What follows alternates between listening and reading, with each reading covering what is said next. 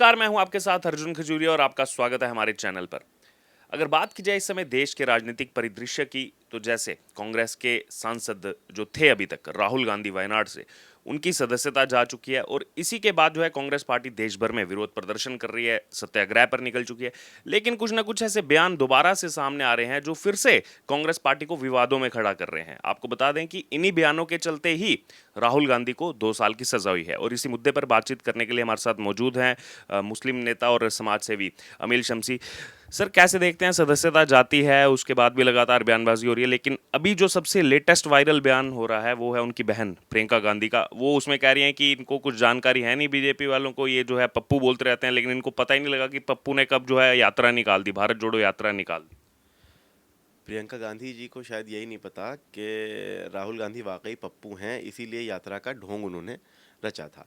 जो यात्रा की बात इन्हीं ने की, जो भारत जोड़ो यात्रा की बात की, ये क्यों भूल गए कि ये वही कांग्रेस है जिसने 70 साल भारत को तोड़ने का काम किया है। और अभी भी इनका रिसेंट बयान, आप देश के खिलाफ जो बयान ये दे करके आए हैं विदेश में, आप उसको सुनिए तो आपको साफ तौर पर पता चल जाएगा कि किस तरह से देश को तोड़ने की नीयत से कांग्रेस ने, और देखिए मैं एकदम साफ बात करता हूं, कांग्रेस ने और राहुल गांधी के परिवार ने देश को तोड़ने की बात की है। हर बात पे, हर मकाम पे देश को तोड़ने की, लोगों को बांटने की, लोगों में नफरत पैदा करने की, भाइयों को भाइयों से लड़ाने की, हिंदुओं को मुसलमानों से लड़ाने की, सिखों को लड़ाने की, सिर्फ और सिर्फ यही साजिशें इन्होंने रची हैं ताकि किसी न किसी तरह लोगों को लड़ा करके, जो अंग्रेज़ों से सीखा था कि डिवाइड एंड रूल, डिवाइड कर लो और सत्ता में बैठे रहो, ये करके 70 साल बैठे रहे। 70 साल देश के टुकड़े किए, देश को के टुकड़े करके देश को बर्बाद करने का काम किया, और आज जो है वो भारत जोड़ो का नाम लेकर के निकले हैं। तो देखिए, भारत की जनता बेवकूफ़ नहीं है, सब कुछ जानती है, बखूबी जानती है।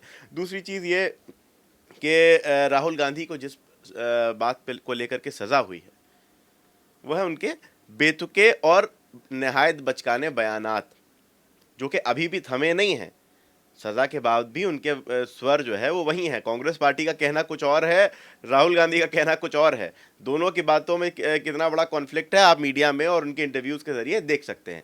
लेकिन साहब, बात ये होती है कि जो आपने गलती की, उस गलती को एक्सेप्ट कीजिए, आप माफ़ी मांगिए, देश से माफ़ी मांगिए, प्रधानमंत्री से माफ़ी मांगिए, देश की जनता से मांगिए। देखिए, एक बात मैं बता दूं कि जब कोई व्यक्ति चुन करके प्रधानमंत्री की कुर्सी पर जा करके बैठ जाता है, तो फिर वो किसी दल का प्रतिनिधि नहीं है, अब वो किसी पार्टी का प्रतिनिधि नहीं है, वो उस देश का प्रधानमंत्री है, देश के 140 करोड़ लोगों का प्रधानमंत्री है, देश के 140 करोड़ लोगों की उम्मीद है कि ये इंसान जो भारत की सर्वोच्च गद्दी पर विराजमान है, ये हमारे देश को मजबूत करेगा, हमें हमारा अधिकार दिलाएगा, हमारी सुरक्षा की, हमारी शिक्षा की, हमारे स्वास्थ्य की, हमारी तमाम ज़रूरियात को पूरा कराएगा। ये इंसान, ये वो उम्मीद है जिस उम्मीद को आप गंदे गंदे अल्फाजों से नवाजते हैं। और to be very frank, Rahul Gandhi से देश को कोई उम्मीद नहीं है। एक 5 साल के बच्चे को भी बुला करके अगर आप पूछ लीजिए, तो उसके मुंह से निकल जाएगा कि राहुल गांधी वास्तव में पप्पू हैं। अब ये एक नई चीज चला रहे हैं। प्रमोद तिवारी जी का मैं इंटरव्यू सुन रहा था, उन्होंने कहा साहब बड़ा किया है उन्होंने, देश के लिए बड़ा किया है, देश के लिए। देखिए, जो देश के लिए किया है वो देश की जनता बखूबी देख रही है। देश के लिए क्या किया था? देश के लिए सिखों को मरवाया था। देश के लिए क्या किया था? देश के लिए भाइयों को भाइयों से लड़वाया था। देश के लिए नहीं, अपनी सत्ता के लिए, अपनी गद्दी के लिए, अपनी कुर्सी के लिए। और वो बड़ा मज़ेदार पहलू सुनिए, बड़ा मज़ेदार बात यह है कि वो तो ये कह रहे हैं कि साहब उनके लिए अलग कानून होना चाहिए। तो प्रमोद तिवारी जी से मैं कहता हूं, आप एक नया संविधान लिख लीजिए गांधी नेहरू परिवार के लिए। देखिए, देश की जनता को मजीद बेवकूफ़ बनाना बंद कीजिए। जो भारत जोड़ो यात्रा के नाम पे ढोंग आपने रचा था, वो भी जनता बखूबी समझ गई, आप खुद भी समझ गए कि उसकी किस तरह से हवा निकल गई। क्योंकि भारत की जनता बखूबी ये बात जानती है कि देश को जोड़ने का, देश को मजबूत बनाने का, देश को की तरक्की का और देश का विश्व में सीना चौड़ा करने का यदि कोई काम कर रहा है, तो वो भारत के यशस्वी प्रधानमंत्री आदरणीय नरेंद्र मोदी जी कर रहे हैं। ये भारत के 140 करोड़ नागरिक बखूबी जानते हैं। उसके अलावा जैसे लगातार बयानों का सिलसिला जारी है, आपने भी उस बारे में बात रखी। एक और बयान सामने आया प्रियंका गांधी का। अब वो कह रही हैं कि जब रामायण में भगवान राम गए थे 14 साल के वनवास के लिए, तो वो क्या परिवारवाद था, क्या पांडव जब गए थे क्या वो परिवारवाद था, इनको हमारे जो है फैमिली की शहादत नहीं दिखती, हमारे पिता ने शहादत दी, सब परिवार वालों ने इस देश के लिए सब कुछ खो दिया, और पूरा जिक्र किया कि राहुल गांधी पीछे पीछे चल रहे थे जब पिता का वहां पर अंतिम संस्कार हो रहा था।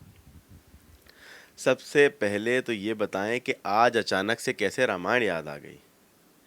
जब रामायण के संबंध में बात कह रही थी, इंटरव्यू दे रही थी, तो रूह नहीं कांपी, रोंगटे नहीं खड़े हो गए ये सोच करके कि ये वही रामायण है जिसके खिलाफ हम सुप्रीम कोर्ट में एफिडेविट दे चुके हैं कि ये तो काल्पनिक है, ये तो है ही नहीं, ये तो हुआ ही नहीं, रामायण तो एक काल्पनिक स्टोरी है। ये खुद सुप्रीम कोर्ट में कहने वाली कांग्रेस आज उनके मुंह से रामायण की बातें। देखिए, भारत की जनता, मैं बार बार कह रहा हूं, बेवकूफ़ नहीं है।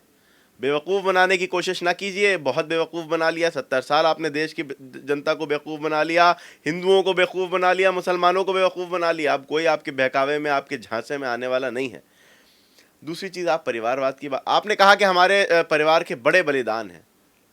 क्या उस बलिदान के बदले जो है आपको जनता ने प्यार नहीं दिया था? लेकिन आपने क्या किया, उसी प्यार देने वाली जनता की पीठ में छुरा भोंका। जिस जनता ने आपको सत्ता दी, उस जनता को आपने लाखों करोड़ों के घोटाले दिए, स्कैम्स दिए। आपने जनता के पैसे को अपना पैसा समझ करके अपने परिवार को बढ़ाया। आपने परिवार की बात की, आपने उस सत्ता को अपने परिवार में रखने की बात की, देश को देने की बात नहीं की। आप परिवारवाद की बात, इस तरह की जो है वो बातें आपके मुंह से अच्छी नहीं लगती, क्योंकि परिवारवाद का जीता जाता एग्जाम्पल आपका परिवार है। अगर कहीं पर भी परिवारवाद की बात होगी तो फोटो आप ही की फैमिली की जाएगी। तो इस तरह की बातें करके जनता को बेवकूफ़ बनाने की कोशिश न की। अब जनता आपके बहकावे में, धोखे में नहीं आएगी। बहुत बेवकूफ़ बना लिया, बहुत बेवकूफ़ बना लिया। अब जनता जो है वो जागरूक है, जानती है कि उसका नेता कौन है, जानती है उसे किस पर विश्वास करना है। वही जो जिक्र आपने किया कि बेतुके बयान वो फिर से दे रहे हैं, जिसी बयान को लेकर के उन्हें 2 साल की सजा हुई है। कल जब वो पत्रकार वार्ता को संबोधित कर रहे थे, उस दौरान भी उन्होंने यही कहा कि मैं माफ़ी क्यों मांगू। जब माफ़ी का सवाल किया गया कि आप माफ़ी मांग लेते, मानहानि का केस है, तो उन्होंने कहा मैं सावरकर थोड़े ना हूँ, मैं तो गांधी हूँ, मैं क्यों माफ़ी मांगूंगा। देखिए, ऐसा है कि गलती का एहसास उसी को होता है जिसको अक्ल होती है। जिसके पास अक्ल होती है उसे अपनी गलती का एहसास होता है। राहुल गांधी के पास अक्ल है नहीं। राहुल गांधी को कुछ नहीं पता। राहुल गांधी को मैं, बड़ा हैरत है मुझे, मैं जान, इतने सीनियर, इतने बड़े राजनीतिक परिवार से आने वाले, इनका पॉलिटिकल एडवाइज़र कौन है, मुझे बड़ी हैरत है इस बात की। मैं तो पूछना चाहता हूँ, कभी अगर मौका मिले तो मैं ज़रूर पूछूंगा कि भैया आप किससे पूछ करके ये सारे बयानात देते हैं? आपको कौन कहता है इस तरह के बयानात देने के लिए? कौन है जो आपका दोस्त बना हुआ लेकिन वास्तव में आपका दुश्मन है? आप जो है वो आपको माफ़ी मांगनी चाहिए है, क्योंकि आपने देश के साथ गलत किया है।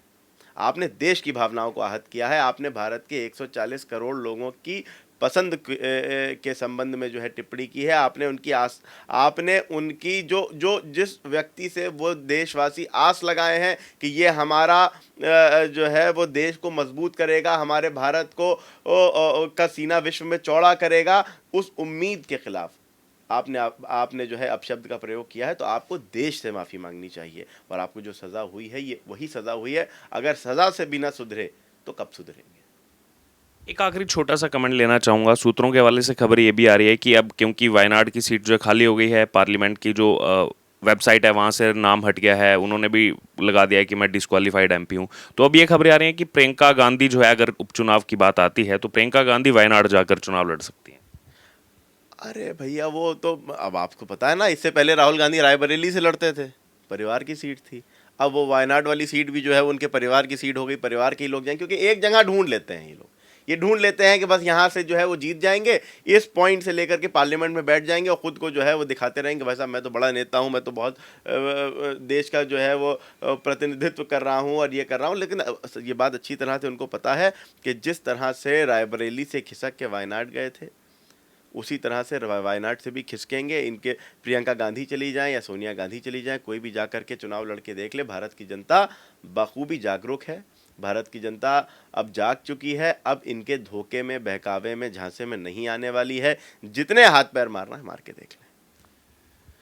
तो ये थे हमारे साथ मुस्लिम नेता और समाज सेवी अमील शम्सी, और इन्होंने बेबाकी से अपनी बात रखी जो इस समय पूरा प्रकरण चल रहा है राहुल गांधी के इर्द गिर्द, और कैसे उनको जो है डिफेंड करने का प्रयास कांग्रेस पार्टी और खास तौर पर उनकी बहन प्रियंका गांधी की तरफ से किया जा रहा है, और उसमें जो बयानबाजी की जा रही है, अब रामायण की एग्जाम्पल दी जा रही है। और ये वही कांग्रेस पार्टी है जो किसी समय ये कहती थी कि रामायण कभी हुई नहीं, ये तो राम भगवान काल्पनिक है।